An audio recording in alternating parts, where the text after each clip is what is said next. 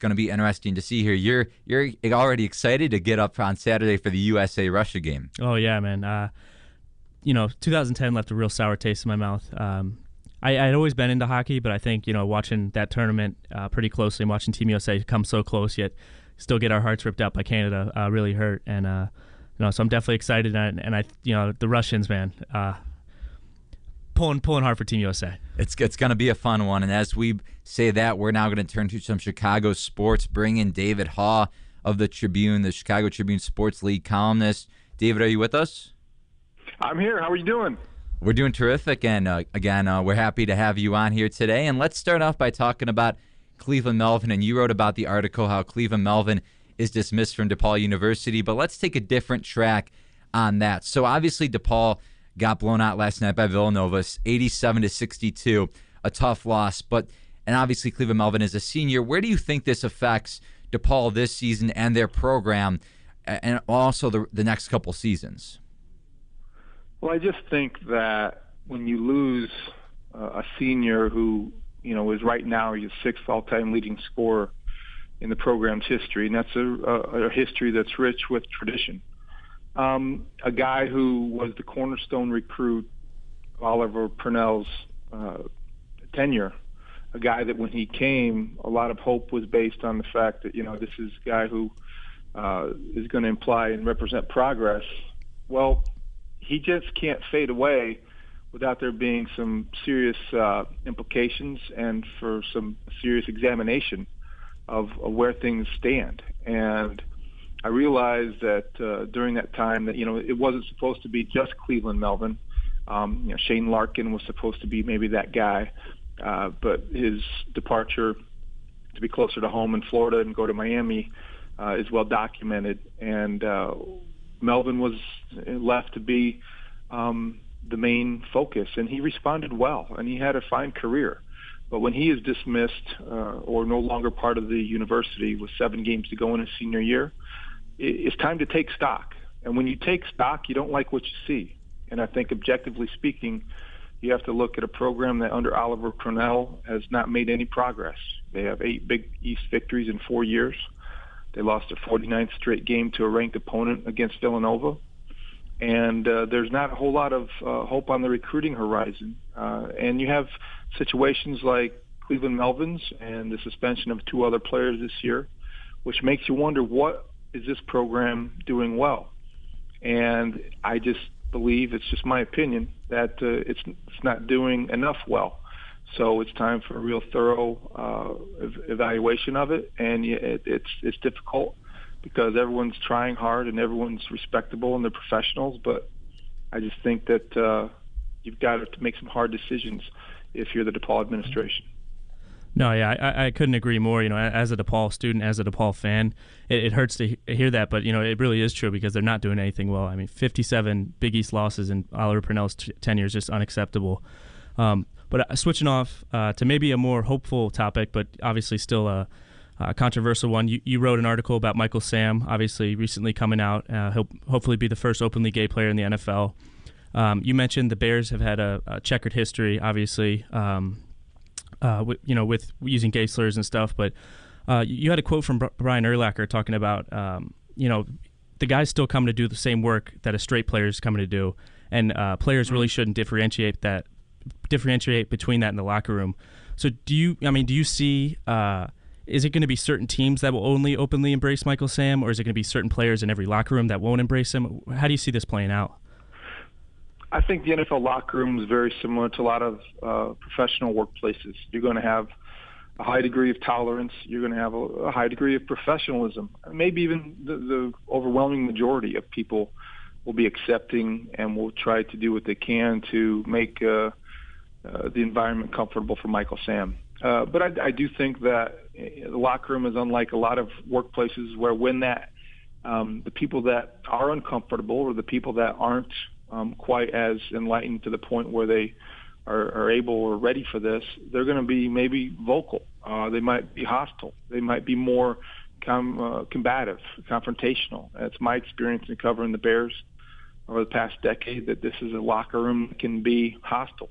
I think the NFL locker rooms are sort of indicative of that. It's a high energy place with a lot of adrenaline going high, and you have a lot of guys who masculinity is big in the locker rooms, and some of these guys aren't maybe ready for that. And Brian acknowledged that, and I think that he knows that the way that players talk to each other, the way that players communicate with each other, it has to change. There has to be a little bit more sensitivity when you have somebody who has the courage and strength of character that Michael Sam's illustrated. And I think that there will be enough people that respect him that I think gradually the impact, he'll be just another guy. But getting to that point, it could be difficult. And the challenge will be great, but the NFL will be greater for Michael Sam having tried. That's a good point. Once one player breaks the stride and breaks this big of a barrier, then hopefully it won't be that big of a deal in the NFL, and a bunch of players won't have to release their sexual identity and won't have to release if they're gay or straight. It won't become that big of a deal anymore in any league, in the NBA, NFL anymore. But again, continue on with some Bears talk. Let's talk about another former Chicago Bear, now talking about the front office here, Jerry Angelo, talking about his comments on Jay Cutler, saying he may be a good quarterback, but he wasn't consistent or is not a consistent quarterback in the clutch. Obviously you have your opinions on Jay Cutler, but what are your thoughts on Jerry Angelo not coming out and giving his comments on the former quarterback that he traded for? Well, I think Jerry's honest, and he's right now he's a member of the media, and he's taking that role seriously. And as a member of the media, you gain credibility by being objective.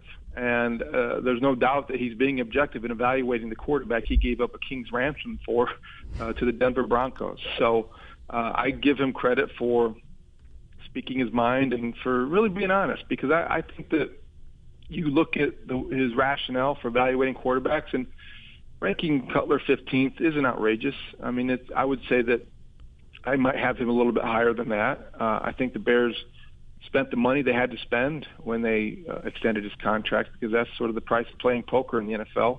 If you want a guy that you think can win a Super Bowl, then you have to pay him accordingly, and that's the going rate for quote-unquote franchise quarterbacks. So as long as Jerry was doing his evaluation based on professional opinion and it wasn't rooted in some sort of personal animosity, then I think he's fine. And I think that it was, because when he left the Bears and he left Haugh, I don't think that he had any sort of there was no bad blood between Jerry Angelo and Jay Cutler. I just think he's being honest and taking a chance that his opinion may get him in trouble or maybe ruffle some feathers, but that's all part of this.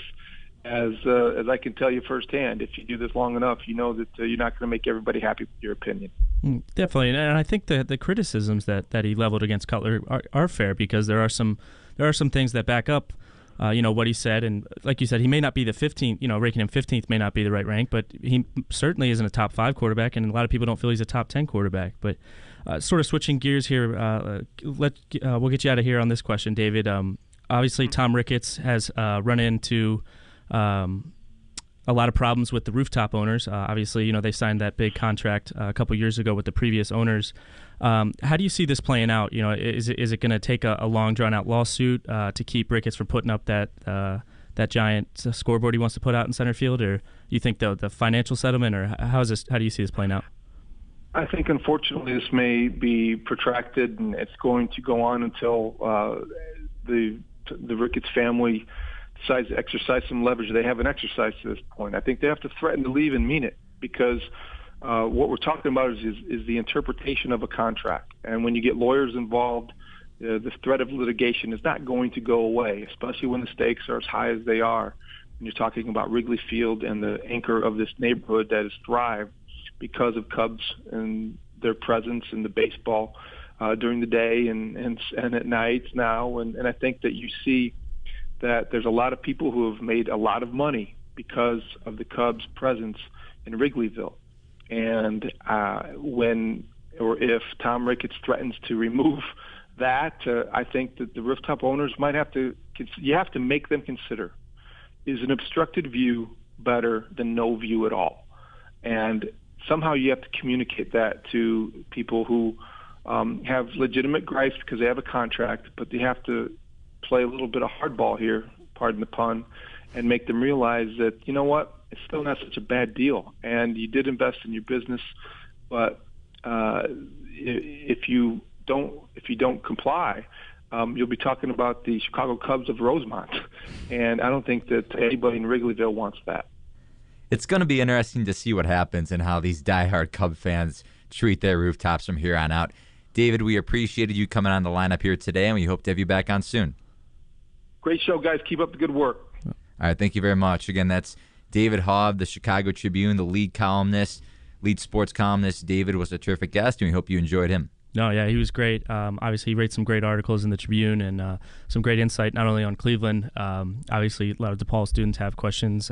Not a lot has been released, and it's a tough situation. And obviously, Michael Sam is going to be even bigger as the combine approaches than the NFL draft. So that was some great insight. I like what he also said, the comparison about the Cubs and the Cubs fans talking about hardball right there. Yeah. It's an interesting comparison because can Cubs fans really deal with the blockage of view with their rooftops? I mean, you have the Wrigley, and that's a landmark, so that's not going to be knocked down. But can you knock down the rooftops is the question. Yeah, I mean, I think it's interesting. I've never sat on the rooftops. I know you have to pay a fortune to sit up there. It's a lot of money. Yeah, but I think like he mentioned, I mean, the Wrigleyville. Think about that entire neighborhood. It's named after that, and think about all the bars and the food places all around that thrive every spring, summer, and fall. Obviously, attendance is down, but people are still going to games, and they're still spending their money outside of the stadium and helping that neighborhood thrive. So I think that's an interesting point, and it sounds like the Ricketts family probably will end up playing that card. We'll see what happens. I don't know if they're going to move to Rosemont anytime soon. I hope not. But we'll see what happens with the rooftops and, of course, the new signs coming up there at Wrigley Field. We're going to take a break here. When we come back, we're going to give you our opinions on the Michael Sam situation here on the lineup on Radio DePaul, Chicago's College Connection.